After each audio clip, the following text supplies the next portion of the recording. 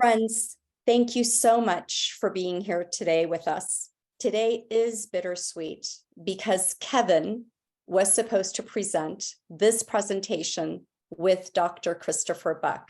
We're going to open with a prayer. Onchante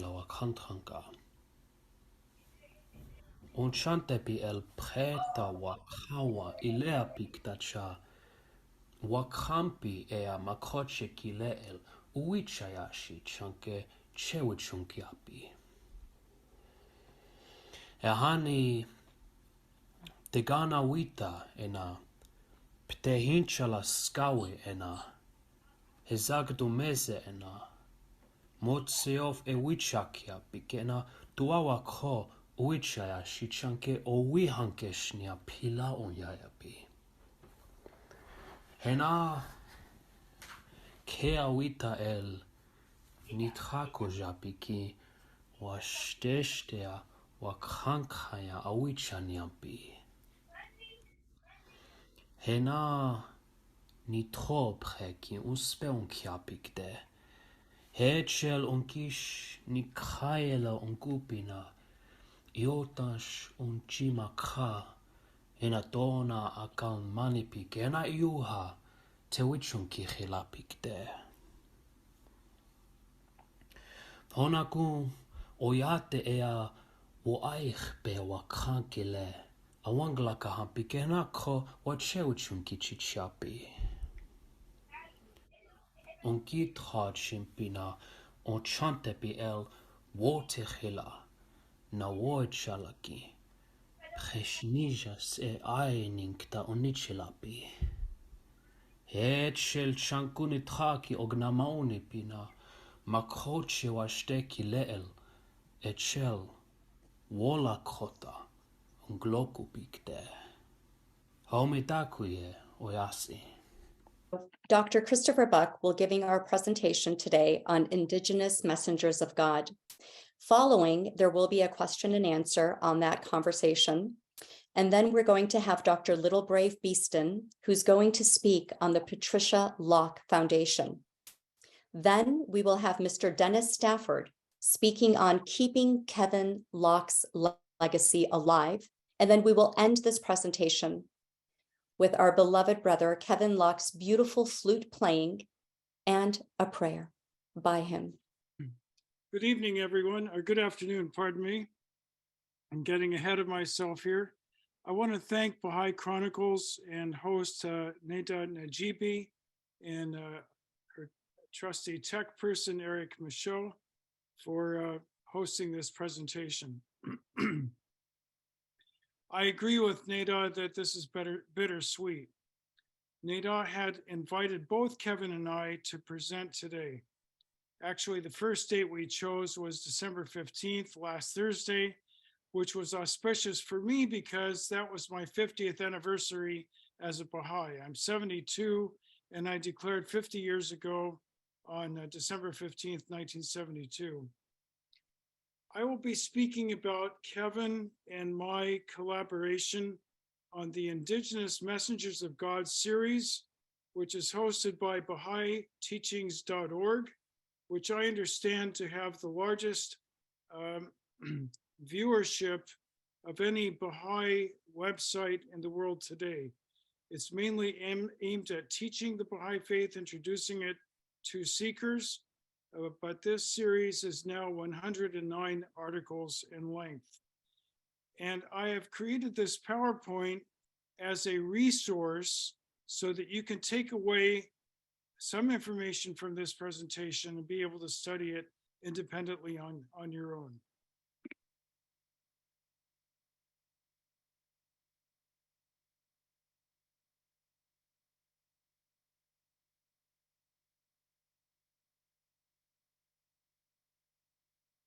Eric, I'm trying to advance the slides in Keynote here. There we go. So this presentation is dedicated to the life and legacy of Kevin Locke, who passed away on September 30th. This is an interesting I think it's called a wet plate. Pardon me.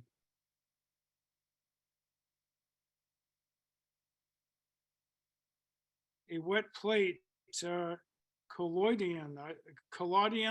I'm not sure how to pronounce that term. Taken on February 23rd, 2016. There are a couple more of these portraits online. And in the PDF that I have posted for download, I have made sure to include links. Let's see if this link will work.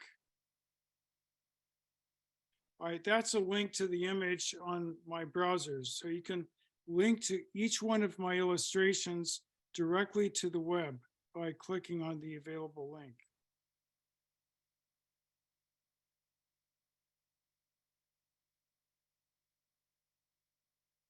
We were going to have a prayer by Hereditary Chief Phil Leighton Jr., who unfortunately was not able to make it today. Here is one of the high resolution photographs of Kevin Locke that's on the Patricia Foundation website. There are a number of obituaries of his passing, perhaps the most notable of which was that of the New York Times, which I have a link. And then BahaiTeachings.org did an obituary, which is part 109 of the series. I'll click on that link. And this is the obituary that was posted on October 7th, 2022. I was in Istanbul, Turkey, when I received the news from Dr. Littlebrave Beaston that Kevin had passed away. She informed me on October 1st. All throughout my 9-day pilgrimage, Kevin was on my mind and heart, and so in the holy shrines, I said prayers on his behalf and on his family, for his family.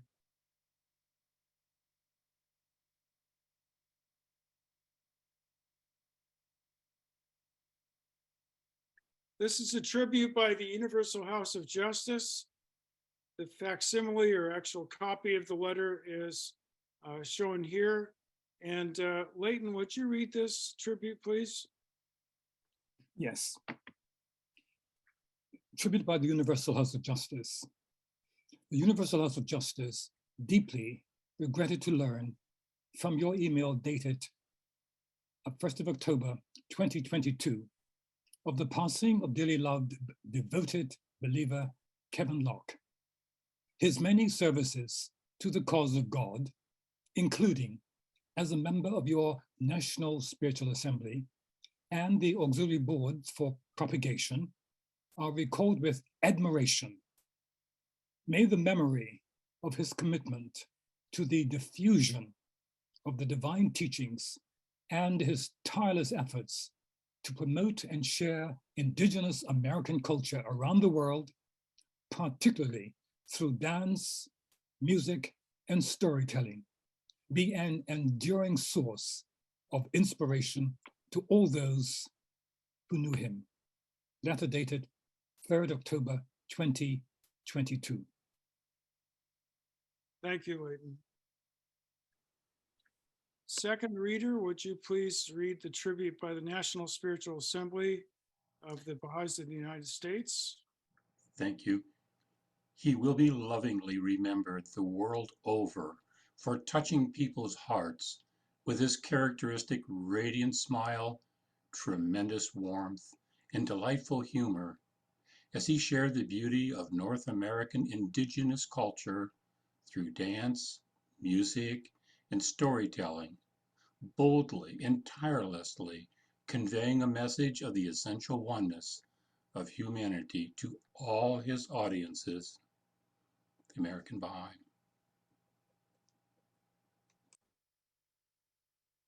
Thank you. Thank you, James. Third reader, please read.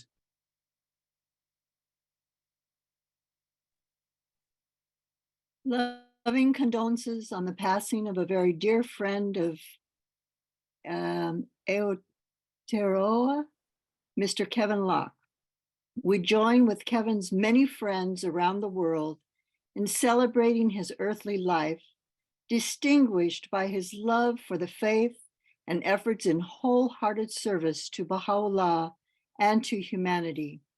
Kevin's belief in the capacity of all of God's children, especially of young people, was a hallmark of his service.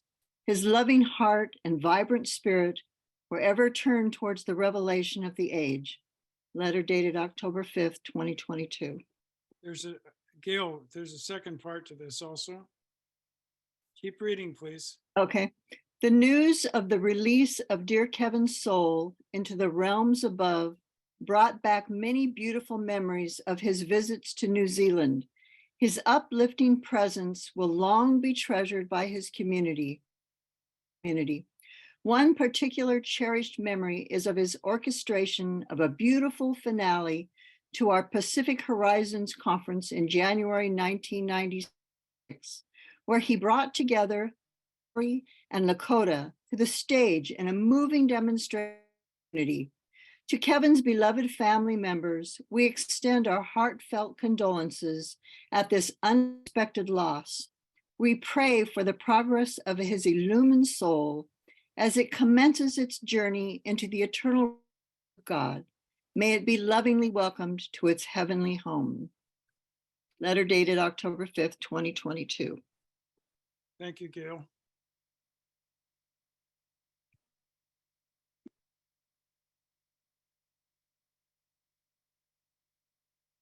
I will just briefly highlight some of Kevin's legacy, beginning with awards and honors. And I will be cycling through this PowerPoint presentation rapidly and selectively because of its length, and then invite each of you to download it if you haven't done so already, and to study this on your own. Here are some awards and honors, among others, that these were the most notable that I could find from several sources, including Kevin's biography and his CV. Kevin, as you know, was a noted Indigenous Lakota flute player. He recorded, I believe, 13 albums. Some of them are pictured here. Earth Gift won Record of the Year in 2009. And the album, The First Flute, Best Traditional Recording in 2000. This is, the Record of the Year was Native American Music Awards. Both of these were Native American Music Awards. Very prestigious awards. And here are more albums that Kevin recorded.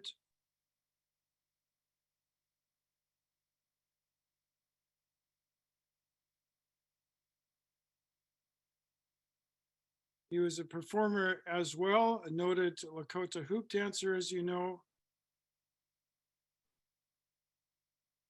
These are a couple of many videos on the web of Kevin's performances. There's a film, a documentary that Kevin was a part of. There are links to this that you can click on when you download the PDF. Songkeepers 2000, a remake of an earlier version of this film. Kevin was an author as well. This is his autobiography, Arising. He wrote children's books as well.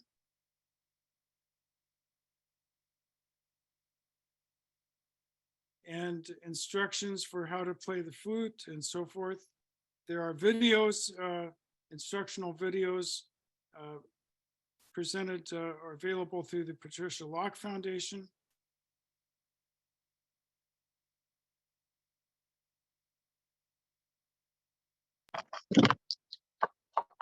As Nada mentioned, Kevin and I collaborated on around 70 articles of the Indigenous Messengers of God series. I started this in 2014, and it was originally called Native Messengers of God or Native American Messengers of God. I can't quite recall which. It was Kevin who actually said, Chris, I think you ought to change it to Indigenous Messengers of God, which I did. And it's been called that ever since. So when you go to the series website, and there are links to this slide, you'll see 18 results of 109, and all of the results here. Here's another page of articles that we did. This is what they look like. And throughout the presentation, I have selected some of them with some quotes that are put on the PowerPoint slides of statements that Kevin made during the course of our collaboration that I think are significant. Kevin was also an educator, as you know. The Wilmette Institute, which is a national, an agency of the National Spiritual Assembly of the Baha'is of the United States, accepted a proposal I made some years ago for a course called Two Peacemakers, Daganawida, the Peacemaker, and Baha'u'llah. Since then, there have been a number of courses on Native American, Native Canadian, Indigenous issues. The National Spiritual Assembly approved of another proposal called The Great Spirit Speaks, Voices of the Wise Ones. When Kevin and I first hosted, or when this course was posted and enrollments were being accepted, there was an overflow and a waiting list was created, and we offered the course 2 more times.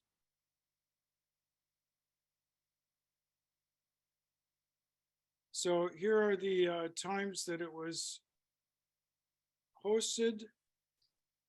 And then some highlights were Kevin Locke's webinar on White Buffalo Calf Woman, which was presented live on May 15, 2022.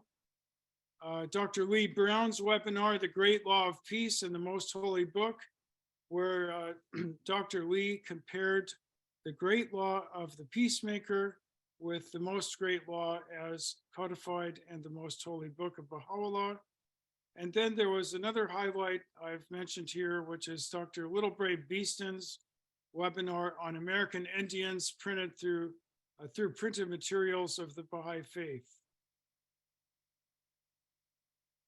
Online, there is still this posting of the Wilmette Institute course. It will not be offered again until 2024 because around half of the courses were cut back for 2023 in order to improve the learning objectives and the pedagogical design of these Wilmette Institute courses. And that's part of the description that's still online for the Wilmette Institute course, The Great Spirit Speaks, Voices of the Wise Ones. And there's an introduction to the faculty, with Kevin Locke being the lead faculty. This is a slide showing Kevin's webinar, and you can click on the link on this slide and go right to it.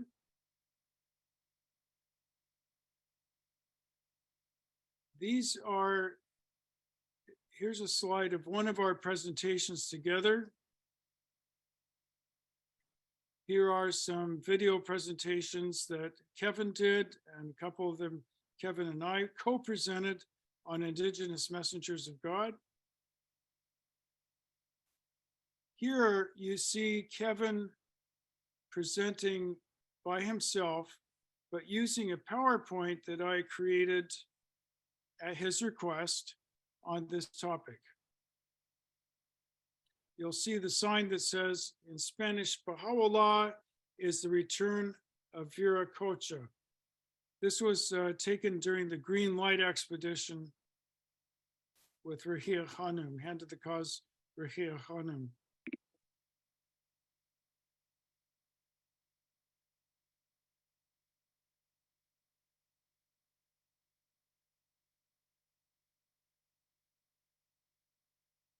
Some more videos. And here is a screenshot of a video where Kevin is actually taking something that we created in one of our articles. I'm not sure if commandments is the right word, but it resonates with the 10 commandments. So WBCW, Kevin always abbreviated White Buffalo Calf Woman. That's her initials. Hopefully that's respectful enough, but it's a shortened form of her name. Leighton, would you like to read these ethical principles, please? Number 1, possess great respect and reverence towards sacred things. 2, live as belonging to one family. 3, be always very faithful to promises. 4, cease hostilities against other nations. 5, administer help to the sick. 6, comfort others in time of sorrow. 7, show kindness towards every living creature on earth. 8, remember the dead.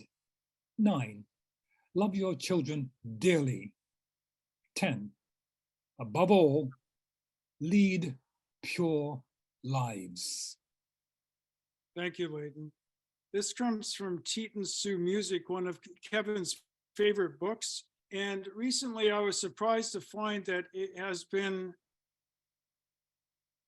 made available in a more usable form this year. And I didn't include the link on this PowerPoint, but I can make it available to anyone who requests it. Now, let's get into the rationale for speaking about Indigenous Messengers of God.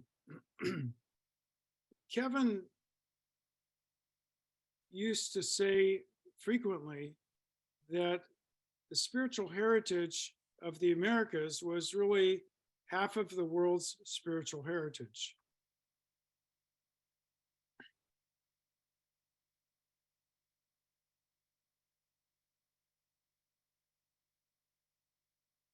Second reader, would you please read this? To explore the spiritual heritage of the western half of the planet. In this series of articles, for example, it has been a privilege to explore the spiritual heritage of the western half of the planet. Kevin Locke, Community Building and the Indigenous Concept of Two-Eyed Seeing. Thank you, James. So when you download the PowerPoint and click on this link, it will take you to one of Kevin and my articles. The idea of two-eyed seeing is very important, but that quotation is taken from this online article, which was published on July 24th earlier this year.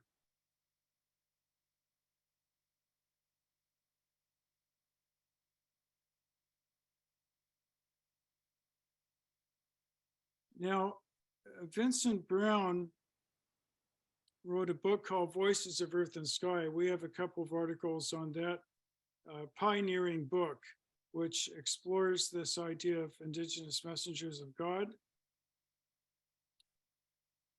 1993 was a special year in terms of this topic because Kevin Locke's late great mother, Patricia Locke, presented a couple of presentations at the Parliament of the World's Religions.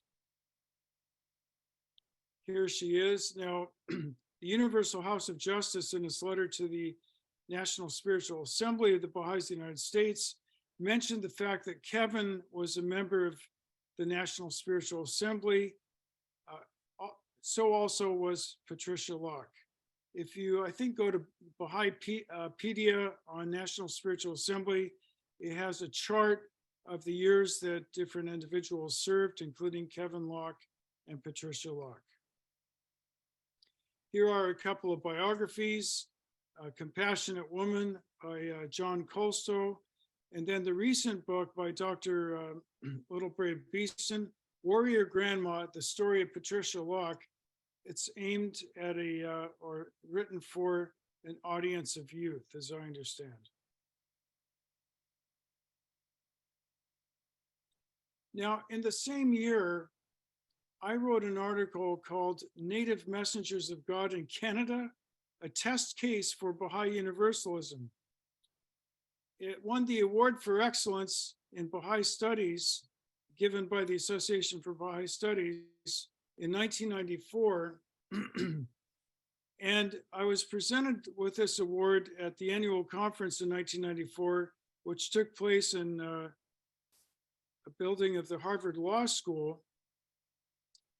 And Dr. David Rue, former member of the House of Justice, who opened his annual Hassan Balyuzi lecture with a statement about Daganawida, the peacemaker, he presented me the award, but a member of the Association for Baha'i Studies, it might have been called the Canadian Association for Baha'i Studies back then,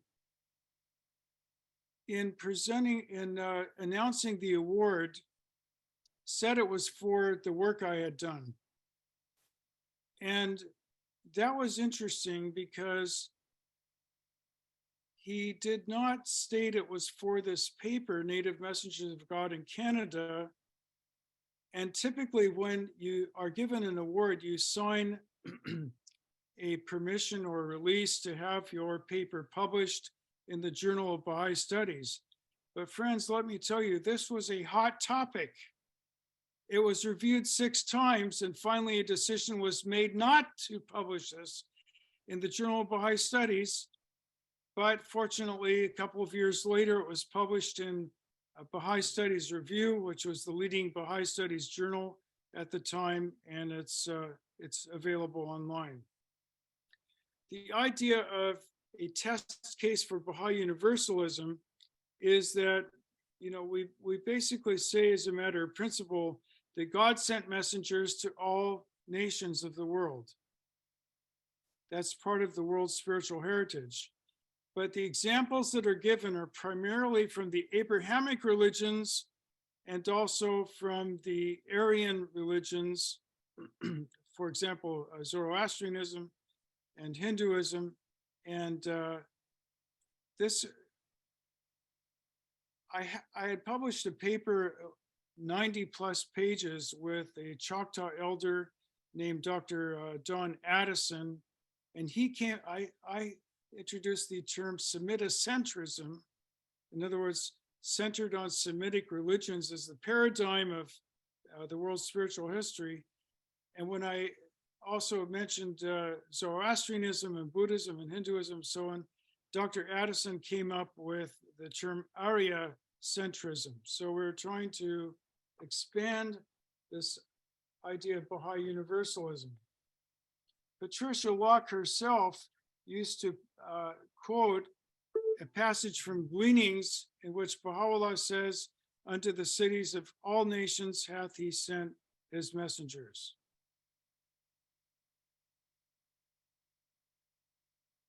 So here's one of our articles, Patricia Locke on Native American Manifestations of God.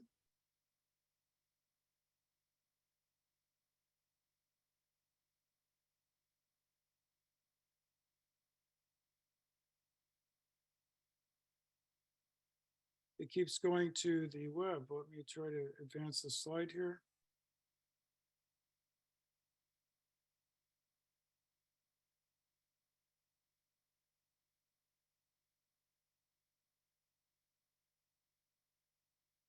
Now, throughout this PowerPoint presentation, I've taken screenshots of quotes that I wanted to highlight.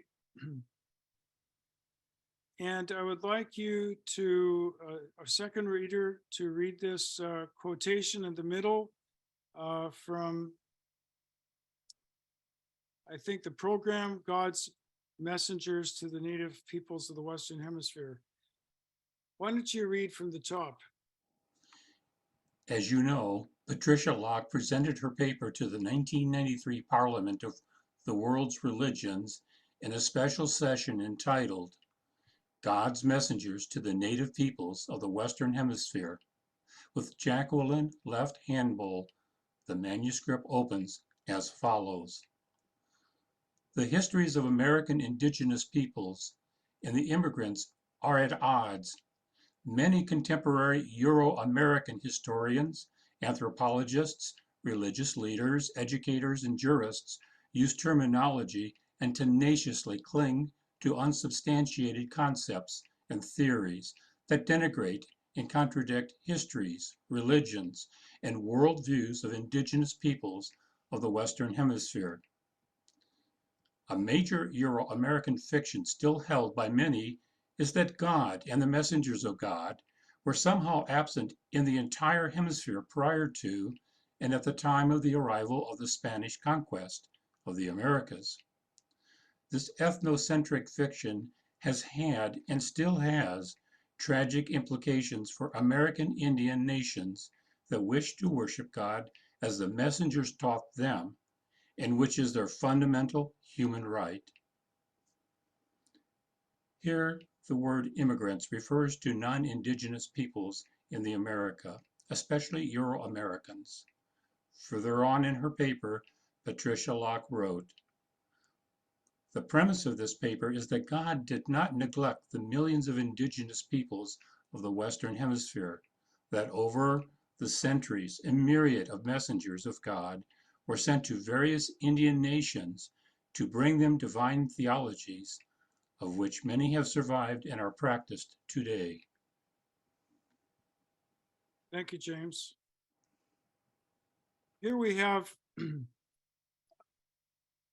a couple of pages from the program from the Parliament of the World's Religions. You'll see at the bottom left-hand corner the announcement of God's messengers to the native peoples of the Western Hemisphere. It includes Kevin Locke, but Kevin was not present for this presentation. And then on the other side is another presentation in which Patricia Locke was part of a panel called Native Women's Wisdom, Our Spiritual Paths, which is at the bottom of the right-hand column and then at the top of the left-hand column on the page on your right. There's a blow-up or an enlargement of Patricia Locke's presentation, God's Messengers to the Native Peoples of the Western Hemisphere. Thanks to Nadima Agard, who refers to herself also as Red Woman, on October 15th, 2021, she sent a scan of what we think was the manuscript that she presented, Patricia Locke presented at the 1993 Parliament of the World's Religions in Chicago. Again, there's a handy link here.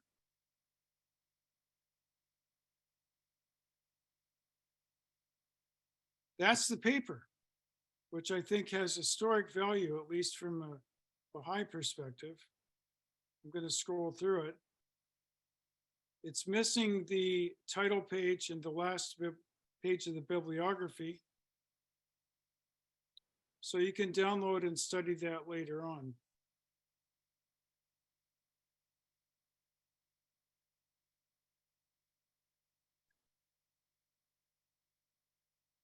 One of the interesting features of her dual presentations, two presentations, is that they reflect Patricia Locke's dual belief in white buffalo calf woman and Baha'u'llah. It's a very important concept to consider in any kind of outreach or interaction with indigenous communities. That's what Kevin and I think. It's hard for me not to talk about Kevin in the present tense. I feel his presence with me. I don't know if it's my imagination or reality or somewhere in between. Very strong feeling of Kevin beside me. It's somewhat overpowering. Through research and then eventually contacting the Parliament of the World's Religions organization, I got permission to get a copy of the audio file.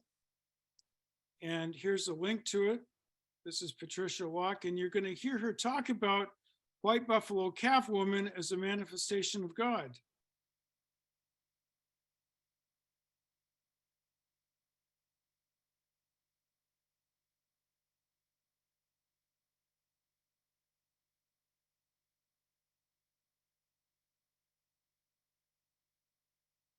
Welcome to this program, recorded at the Council for a Parliament of the World's Religions, held August 28th through September 4th, 1993, in Chicago, Illinois. Now to our program. Where Native women are going to be discussing their spiritualities and their feelings about the theft of that spirituality that is occurring all over the world today. My name is Pamela Yellowbird, and I'll be your moderator this afternoon. First, on our speakers list is Ms. Patricia Locke. She is a Lakota woman from the Standing Rock Sioux Reservation in North and South Dakota. She works with the Association of American Indian Affairs. Good afternoon.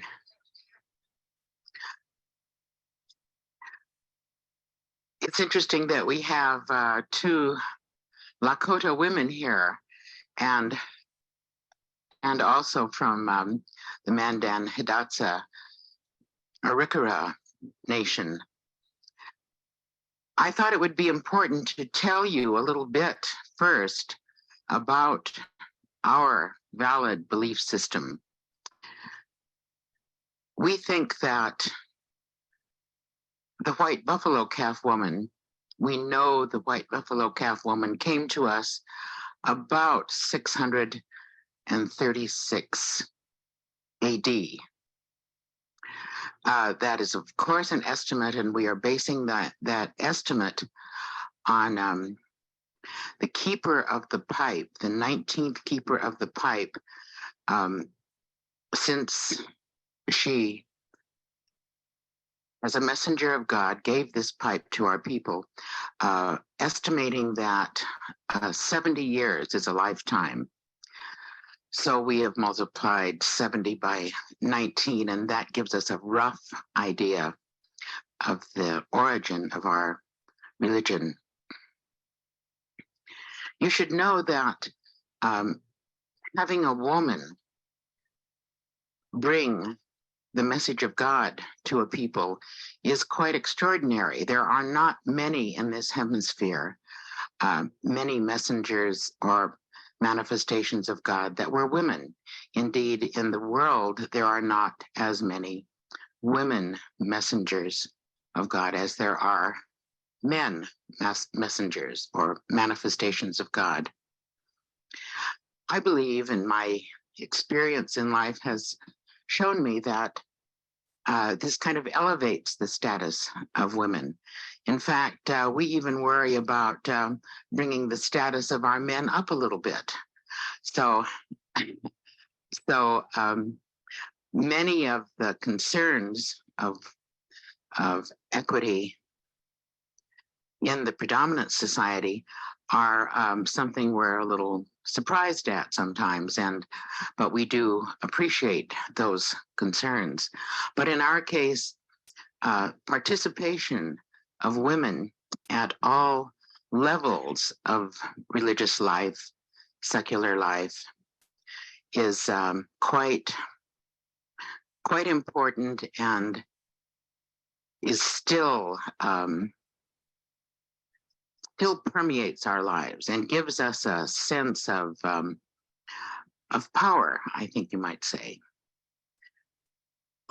The white buffalo calf woman, in giving the 7 ceremonies to our people, incorporated women in every aspect of these ceremonies.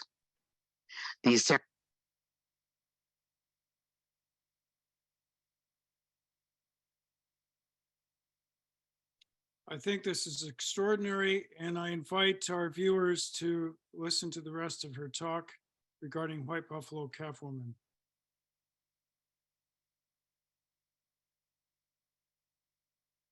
So Patricia Locke presented at the 1993 Parliament of the World's Religions, which, as you may know, is the centenary of the original 1893 Parliament of the World's Religions, in which the Americans first learned about the Baha'i faith, the first time that the name Baha'u'llah was publicly announced in America.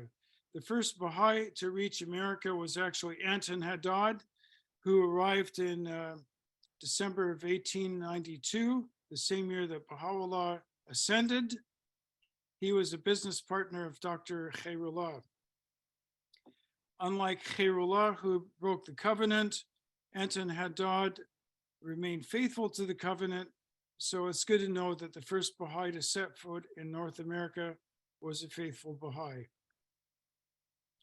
Now we get to the tablet to Amir Khan, which Patricia Locke did not know about, but would have loved to had it been available at the time, according to Kevin.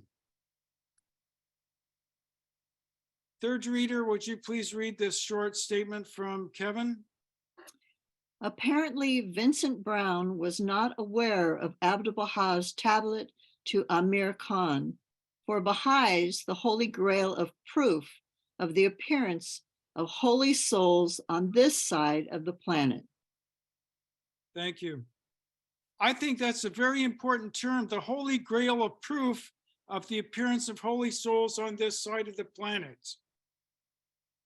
This was very important to Kevin.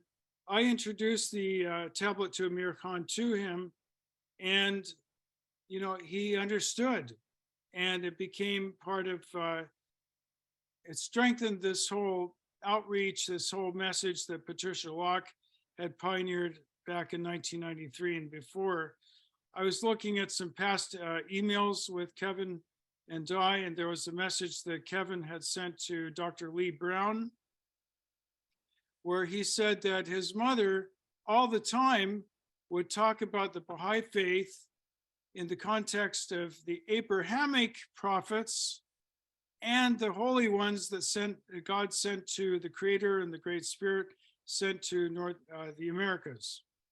It was natural for her. It was something that she expected her audiences to accept as a matter of course.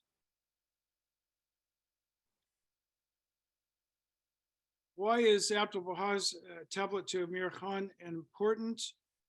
Leighton, would you please read this slide?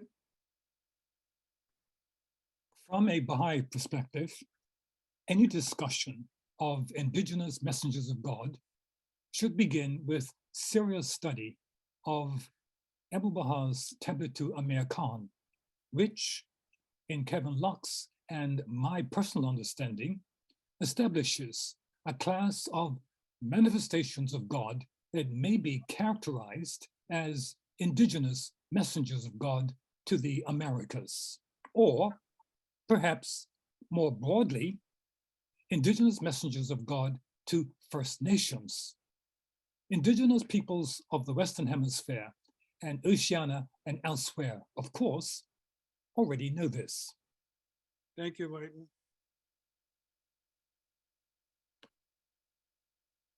Here's a facsimile of the tablet to Amir Khan. That's the to whom it's addressed. And that's the tablet itself. So friends, we have an authentic tablet with an authoritative translation on which to base this principle of Indigenous Messengers of God to the Americas and more broadly to other parts of the world, according to Kevin and my understanding of this tablet. There's a wonderful resource, and I have a link to this too, called A Partial Inventory of the Works of the Central Figures of the Faith, of the Baha'i Faith by Stephen Phelps, who for many years worked as a translator at the Baha'i World Center in Haifa. And that's the catalog entry, a blow up of it. And here is an extract of the authorized translation. James, would you like to read this? Yes, thank you. Extract from a tablet of Abdu'l-Baha. In ancient times, the people of America were, through their northern regions, close to Asia, that is, separated from Asia by a strait. For this reason, it hath been said that crossing had occurred. There are other signs which indicate communication. As to places whose people were not informed of the appearance of prophets, such people are excused. In the Quran, it hath been revealed, We will not chastise them if they had not been sent a messenger. Undoubtedly, in those regions the call of God must have been raised in ancient times, but it hath been forgotten now. Quran Thank you. 17:15. Undoubtedly, al-Batay in Persian, the call of God, the Nidaya Elahi, was raised in ancient times among the people of America. Very important. This establishes a principle of manifestations of God sent to the Americas.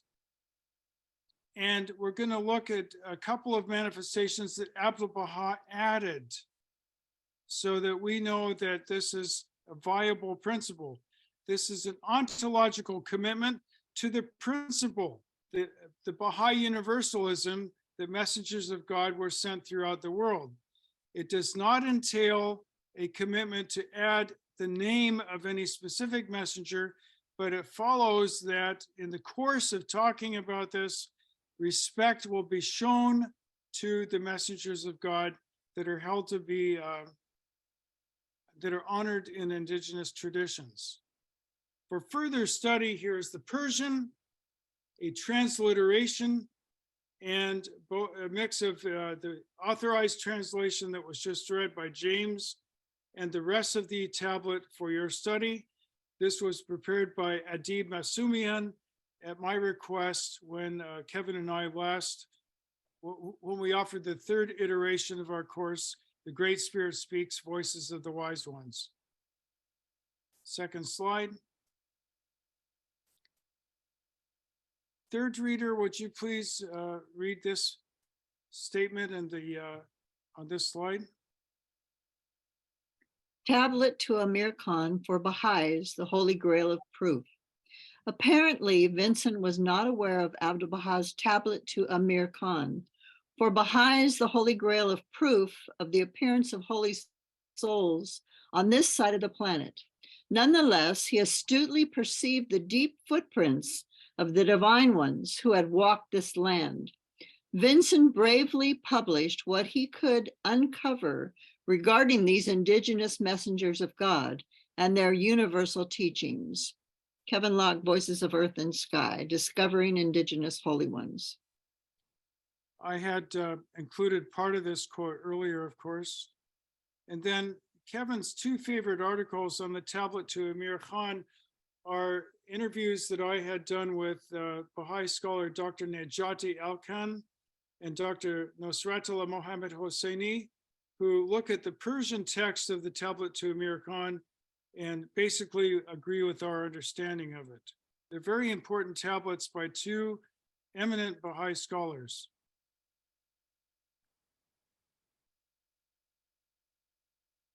There's, of course, a universalism from Baha'u'llah's commentary in the Surah of the Sun.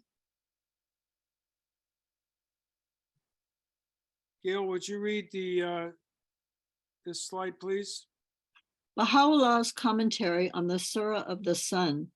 In the commentary on the Surah of the Sun, after explaining that by al-Shams, the sun, is meant the manifestation of God, Baha'u'llah affirmed that truth when he stated, quote, every nation of the world hath been illumined by one of these luminous suns, end quote, Baha'u'llah. Commentary on the Surah of the Sun, provisional translation by Dr. Nasratullah Mohammed Hosseini. See, Do All Peoples Have a Prophet? Thank you, Gayle. And again, there's a link to the article.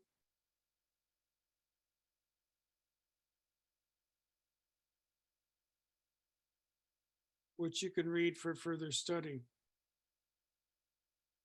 I tried my best to make this as useful a learning resource as possible.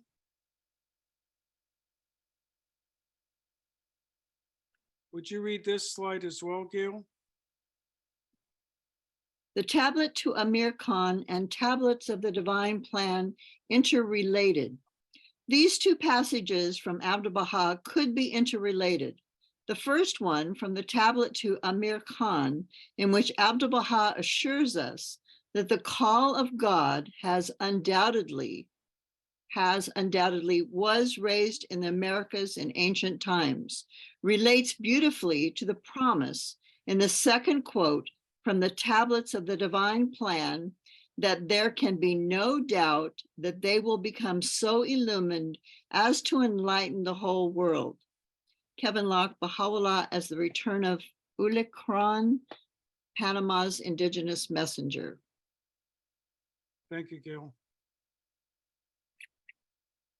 All right, so we're proposing that Indigenous Messengers of God be understood as a Baha'i principle, a new category, a new class. This is not officially endorsed, but it's something that may or may not be in the future. That remains to be seen.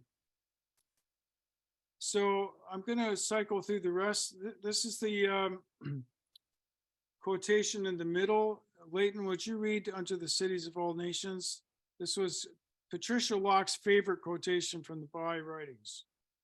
Unto the cities of all nations, he had sent his messengers, whom he had commissioned to announce unto men tidings of the paradise of his good pleasure, and to draw them nigh unto the haven of abiding security, the seat of eternal holiness and transcendent glory. Baha'u'llah, gleanings from the writings of Baha'u'llah. Thank you, Leighton. This meant white buffalo calf woman, according to Patricia Locke and Kevin Locke and others, as well as what she called a myriad of messengers. The late Paula Bidwell also used the term myriad messengers. Now, let's talk about adding messengers of God. I want to be very careful about this, but go through the analysis. Leighton, would you read the bottom of the page and then the top of the next page? After you get to the bottom, I'll go to the next slide. Now, please follow my logic here. The following letter from the Universal House of Justice states that Abdu'l-Baha had, in effect, added the Buddha to the manifestations, messengers or prophets of God, not previously mentioned by Baha'u'llah. After quoting this passage below, I will explain the relevance of this interesting point. Baha'u'llah made no mention of Buddha, and if it had not been for Abdu'l-Baha's statement, we would not have been in a position to state definitely that Buddha had been a manifestation of God. There are a myriad traditions to the legends of people that point back to some sort of divine revelation, but as the beloved Guardian Secretary pointed out on his behalf in a letter written to an individual believer on the 13th of March, 1950, we cannot possibly add names of people we or anyone else think might be lesser prophets to those found in the Quran, the Bible, and our own scriptures. For only these can be considered authentic books. We must just accept that there are, undoubtedly, many prophetic figures of whom all authentic records has been lost. Letter dated 27th October 1986, sent on behalf of the Universal House of Justice to an individual. Leighton, would you skip the middle paragraph and read the last, please? This process of adding to and thereby augmenting and enriching the list of names of the messengers of God to those previously mentioned by Baha'u'llah gets more interesting, considering that Abdu'l-Baha also added the name of Krishna to those messengers of God whom Baha'is recognize as well. In his tablet to Amir Khan, Abdu'l-Baha also added the category or class of Indigenous Messengers of God to the Americas, but without mentioning specific names. Thank you, Leighton.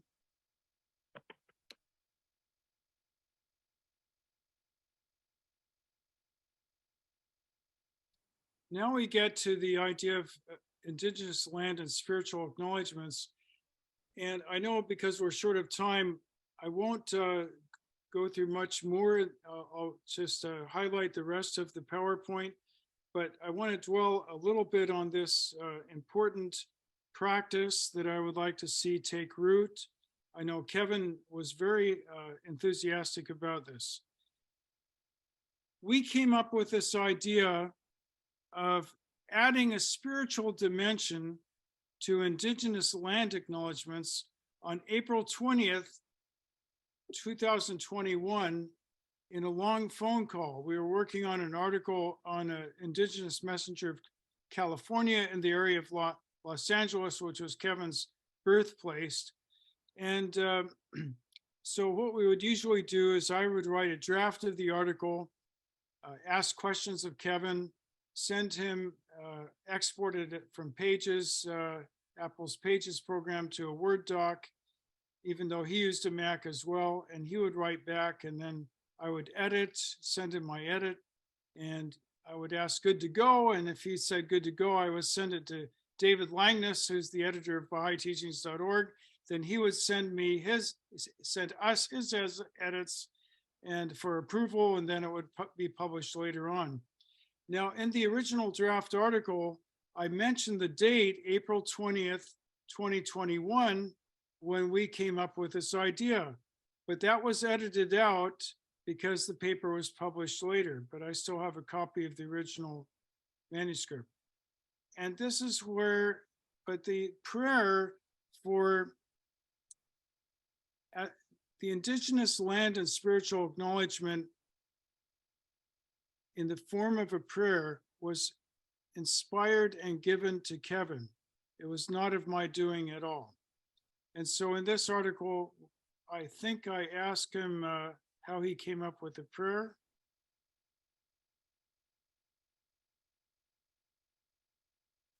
And here, the Patricia Locke Foundation presented a pre-recorded, around 45-minute video presentation on Indigenous land and spiritual acknowledgements. And during this segment, this is Kevin's performance of the prayer. But let's go to the next slide, which is the re-recording of this. And let me see if we can play this.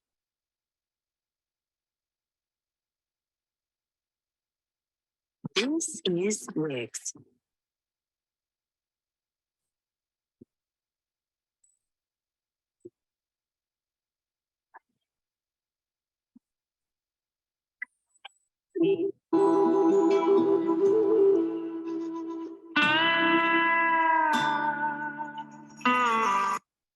All right, I was hoping this would, here we see Kevin.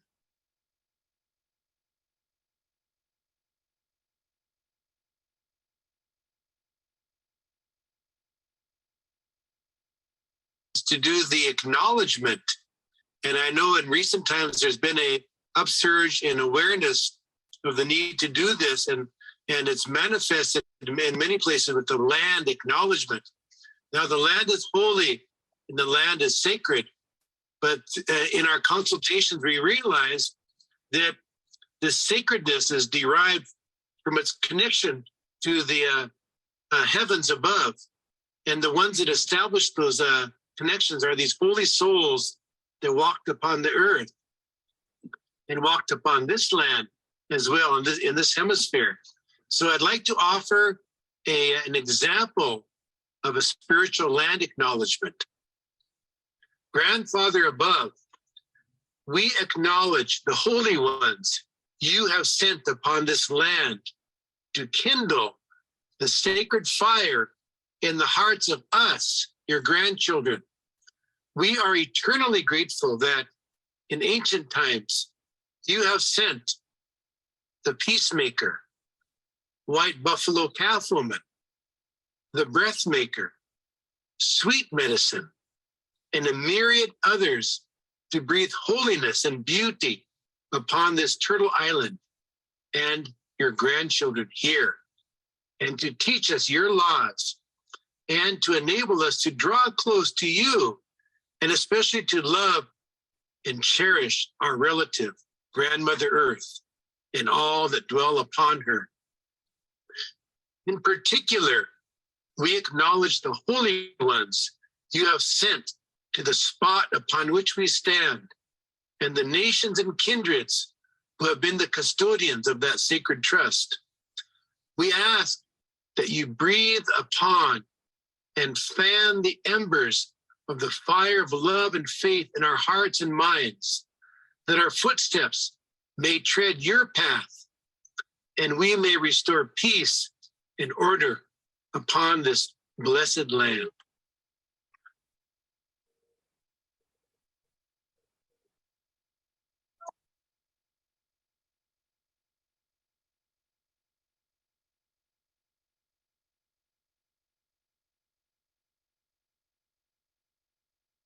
And this is the prayer. And yesterday, Elliot Bannister, who's a language specialist at Standing Rock Sioux Tribe, sent me this Lakota. It's a provisional translation of Kevin's inspired prayer. And that's the recording that was played at the beginning of this presentation.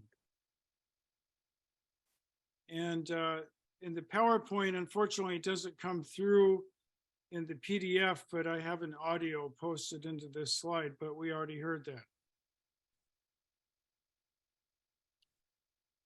Next reader, would you please read this question that I asked Kevin about how he came up with this inspired land and spiritual acknowledgement prayer? Question. Kevin, how and when were you inspired to write this beautiful prayer? Answer. I wrote it just below my late mother's residence, on a flat overlooking the confluence of Nisose, the Missouri River, and the Falani-Wakpa Grand River, is an Arikara village site with a mile-long track around its periphery. There, I do my devotional runs in the early mornings.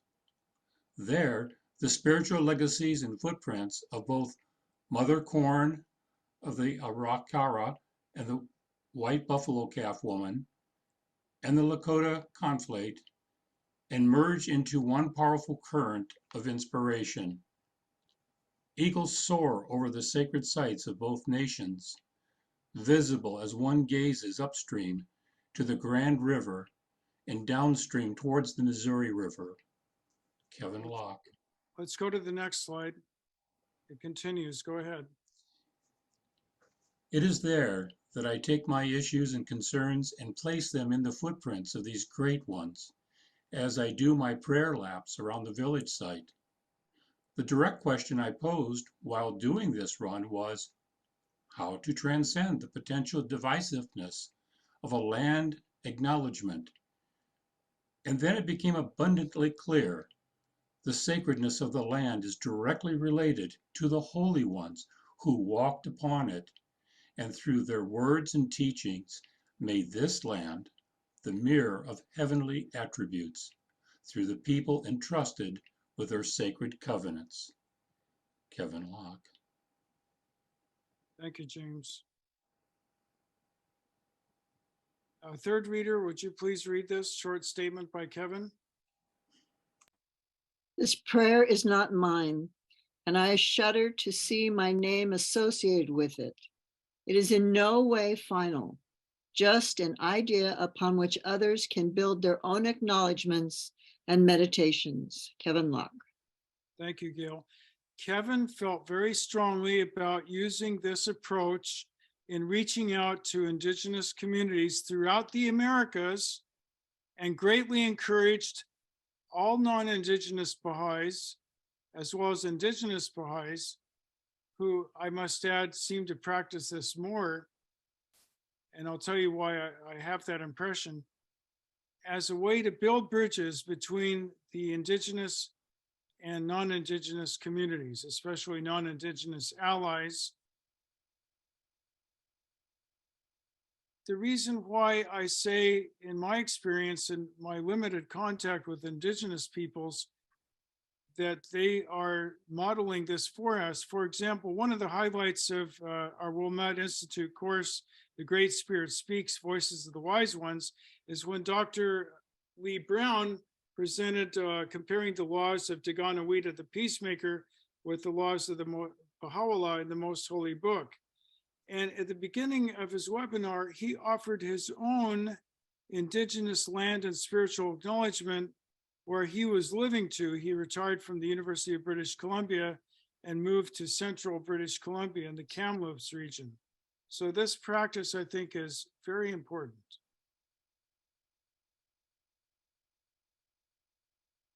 Talking about Indigenous Messengers of God, by what right and upon which knowledge, whose knowledge, and what about the authenticity of that knowledge? All these issues came up while we were writing this series. And Kevin and I came up with the concept of advanced permission. This is the article that discusses it. Here is a brief summation of the Indigenous Messengers of God that we came up with and wrote in the Indigenous Messengers of God series.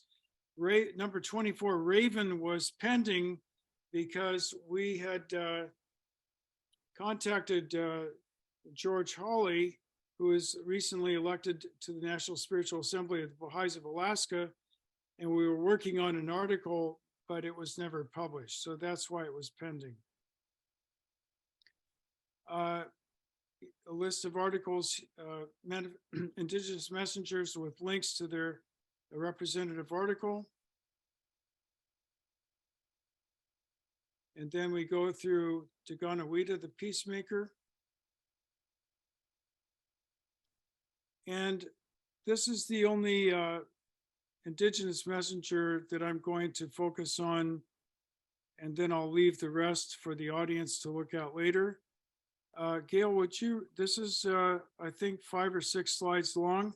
This is another example. We read White Buffalo Calf Woman's 10 Commandments. That's the term that we used. Would you read this slide, please?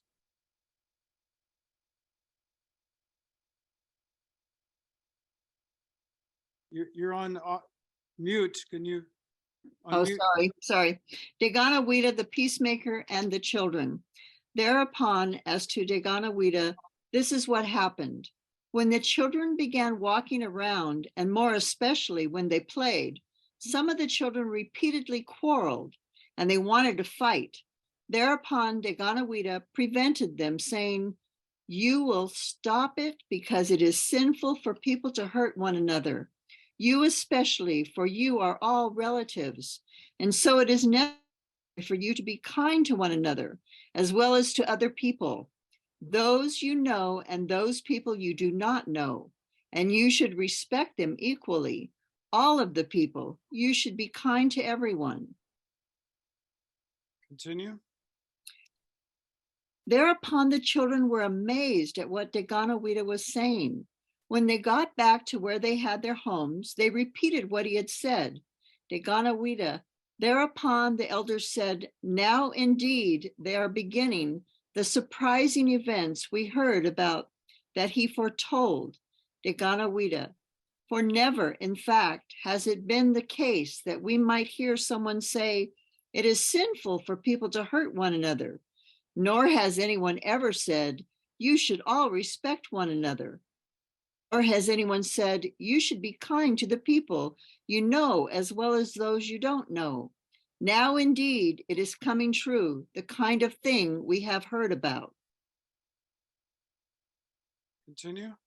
As to the children, the ones with Daganoweda, when he gathered them together, he spoke to the children, saying, "Now you will listen well. Now it is arriving, the good message, also the power and the peace. Moreover, now it will stop. The way in which matters are proceeding here on earth beneath the sky, such that they cause pools and streams of human blood to flow. Moreover, when it stops and when all the people are kind to one another, people of the same kind, Then it will stop. Human beings killing one another and also scalping one another. Then all are relatives. They becoming brothers, the men and all the women, becoming sisters in future days to come, so that will continue on. Thereupon the children were surprised at what they heard him say, Te Ganawida. Continue.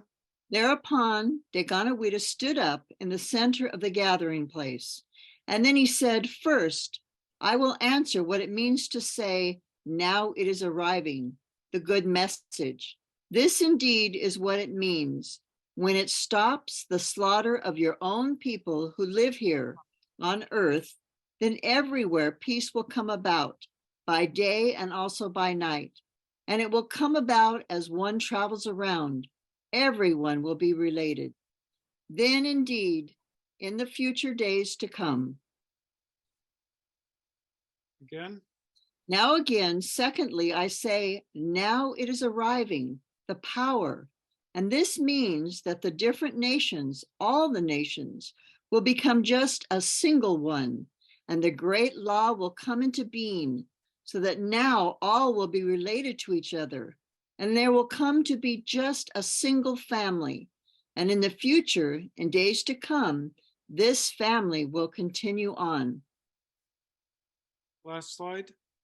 Now in turn the other, my third saying, now it is arriving, the peace. This means that everyone will become related, men and also women, and also the young people and the children.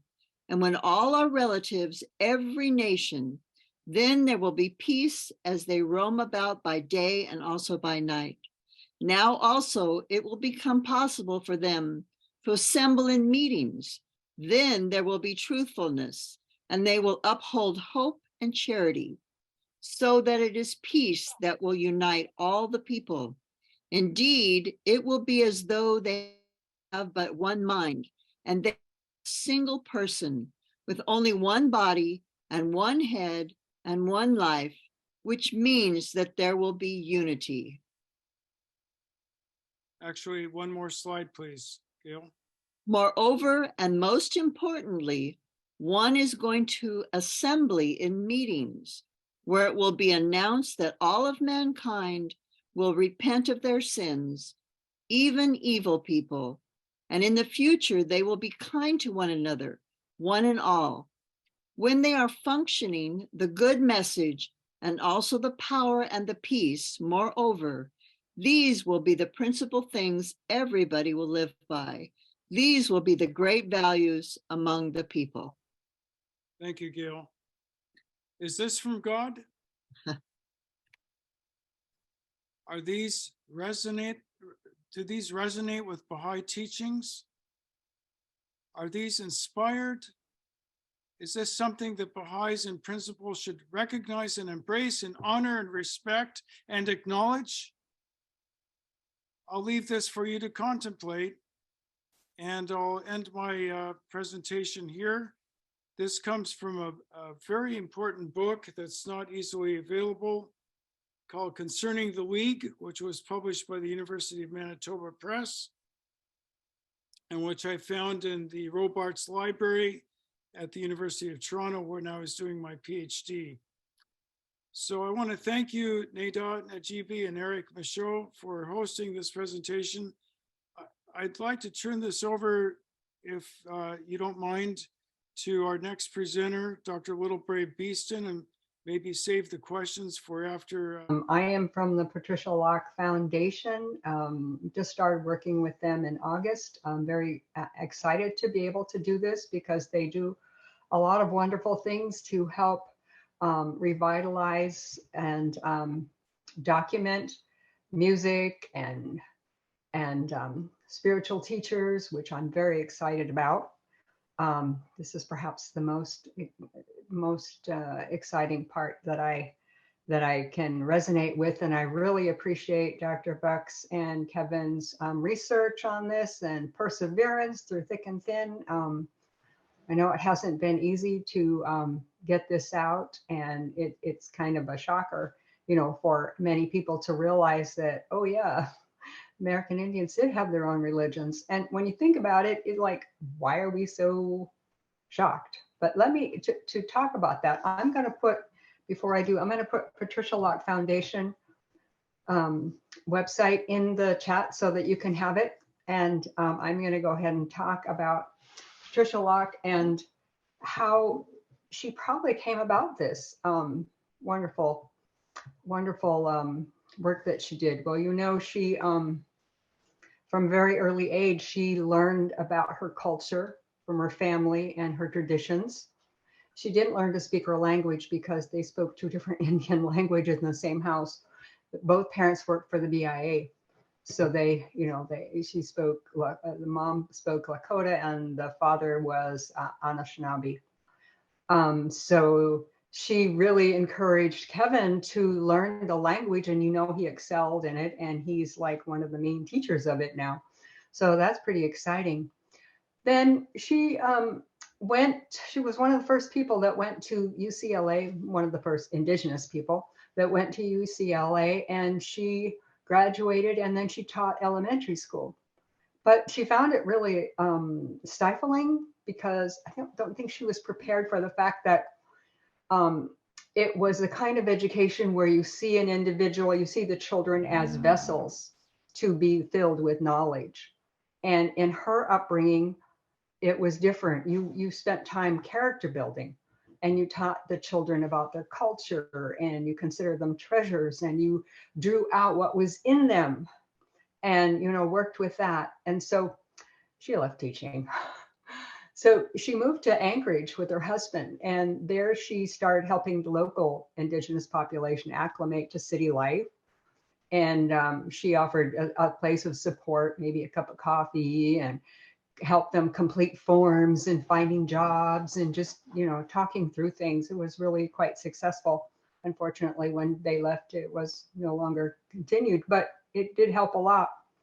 Well, shortly after they were in Anchorage, she had to become a single parent, and she had 2 kids to raise, and they were teenagers. And so she needed money seriously. So she applied for a job with an organization that had to do with education. And she thought, well, maybe this will help. It was called the Western Interstate Commission for Higher Education. You probably heard of it. It's still in existence, though the goals are a little bit different now. Wichi is its slang word. And the office was in Colorado, so she moved there, and she worked out of Colorado. But with this job, she had the opportunity to go and talk to Indigenous people. You have to consult with them to see what they wanted as far as education goes.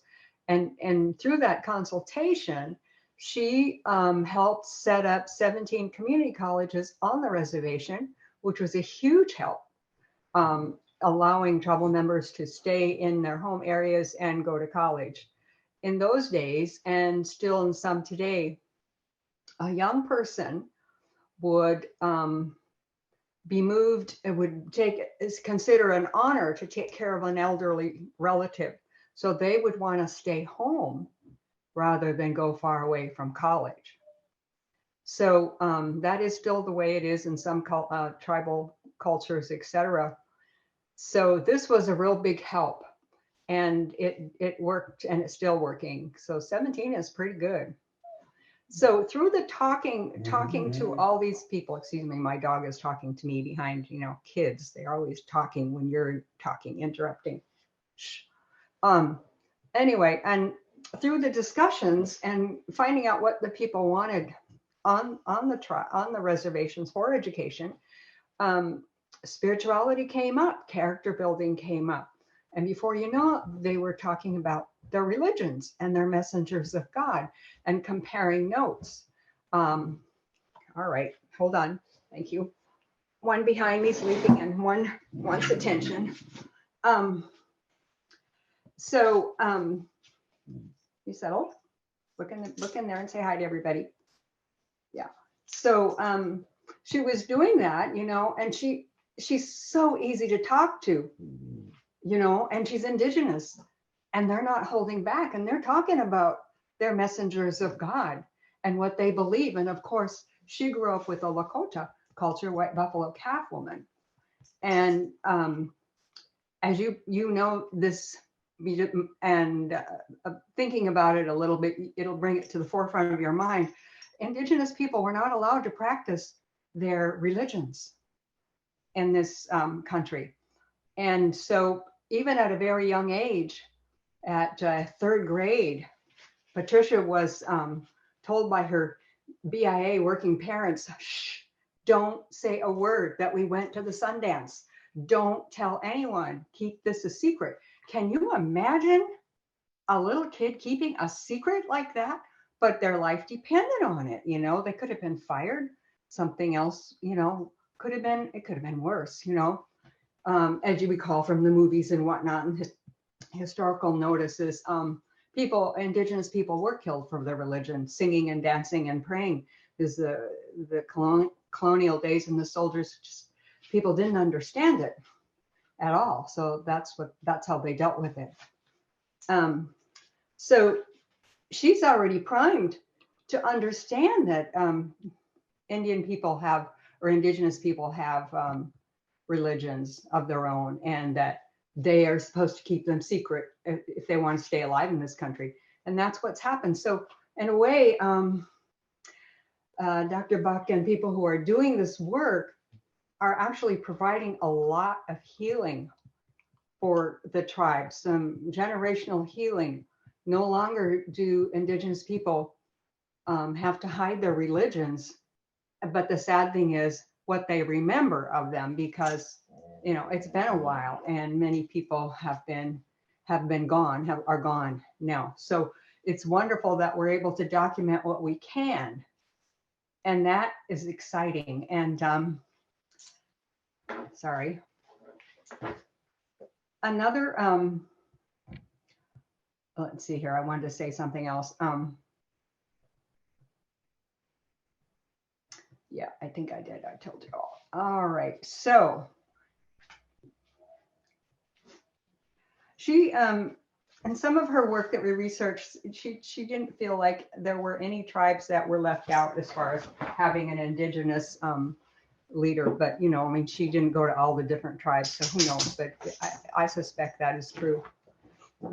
So she typed the notes that Dr. Buck mentioned on in the days that you used a manual typewriter and you used carbon copies. And boy, if you are that age and you know you had to wait out, I mean, that was a lot of work. And some of her other papers for the Wishi organization were also written that way. So it was kind of surprising to have such an important piece written like that. But then you have to remember, perspective-wise, that was the era that she was writing in. So hopefully that'll give you some information about, or help you pull it together as to how she came about this, and what a wonderful service which she did by allowing her to go out and talk to people about what they wanted in education. And now we have this wonderful situation where, you know, we have good education, tribal education, and we have the awakenings of Indigenous religions and messengers of God. One can only wonder what it would have been like if Indigenous people were allowed to practice their religions openly and freely and have their holy lands acknowledged and respected. That's right, you heard it. So let's see. I wanted to talk a little bit about Kevin. You know, when he did his devotional walks and when he did his prayer, he realized a thread through all these religions that ties us into the Baha'i faith and other religions and other religions. And that was the covenant. It's common in the Indigenous religions and the non-Indigenous religions. And basically that is, you know, the messenger saying in some way, you know, you follow and accept and carry out, and you will get something in return. That's it basically. But you know, that's kind of a teaching through all the religions. And it's very important in our religion as well, in the Baha'i faith. So another part was, since the religion was tied to a particular sacred spot, location on the earth, giving land or spiritual acknowledgement is key to honoring both the messenger for that location and respecting the indigenous caregivers of that location, that is, the people that live there. The land acknowledgement thus can be considered, in my opinion, to be a broadly a spiritual acknowledgement of the messenger for that spot and showing respect for the group of people charged for caring for that location. And believe me, there are lots of holy places on Turtle Island. If you're just used to thinking of holy places being in Israel, out of the country, I would invite you to go to your nearest tribe and find out where the holy places are. One of my favorite holy places up in Washington, Snoqualmie Falls. Lovely place, lots of spiritual energy there. And here's something I wanted to throw in to give you a chuckle. If you wanted to really follow protocol, you would do what Dr. Lee did. He asked permission to live in the Okanagan. He asked permission of the indigenous tribe there. And once he got permission, then he moved in, because you didn't just go and put your flag down and go and say, I bought this land. You went and you asked for permission. So think about that for a minute and like, wow, how would this work now? And where would people go? But in closing, I just wanted to say we're grateful to Patricia and Kevin for bringing this to our attention. Long overdue. A recognition of the other half, as Kevin puts it. The Indigenous messengers can only be part of the healing for all of us. After all, there was the fear in us or our generations behind us about these religions. And so this can only help heal us. And hopefully you'll take advantage of the work of Dr. Buck, the Wilmette Institute, and others, and take time to read through the document and anything else that they might put out, especially Dr. Buck. He seems to be very enthused about this area. So thank you. Appreciate your help, appreciate your attention and your help, Dr. Buck.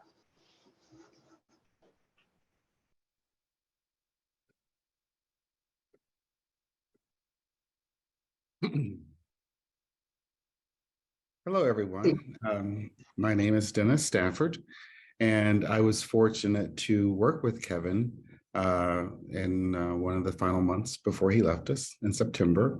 You know, it's funny, I tell people that I had said a prayer that I wanted to do work that had meaning and consequence, and we all have to watch out what we pray for.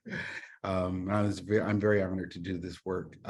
So specifically, and I'll be very brief, during COVID, Kevin and his team had the foresight to begin creating materials. One of his dreams was to be able to make a distance curriculum available. And we're really pleased to say that come spring 2023, we're excited to be bringing that to fruition and release the first few modules. So 3 things will be introduced. The first will be a module where Kevin is introducing Indigenous stories as a way to talk about language and character. There will be another module where he'll talk about arts and music. Again, he uses that as a doorway to talk about character, things of that nature. But and then finally, we're looking to bring together a live streamed guided program whereby it's based off of what Kevin would normally do in schools. We'll have a live host, and this will be something that people can access at certain times. What I'll do is I'll put an email in chat if you have any questions. Should this sounds like something you might be interested in learning more about. We're also really interested in getting feedback for this curriculum. So again, if you might be willing to have us send you something that you can look at, it would be appreciated. I guess I'd close by saying that, you know, as we think about keeping Kevin's legacy alive, you know, one of the things that he would say to me repeatedly is just how important the oneness of humanity is to him. That and touching young people. So I think to the degree to which we can do those things, I think will be aiding his journey in the next world. Thank you very much.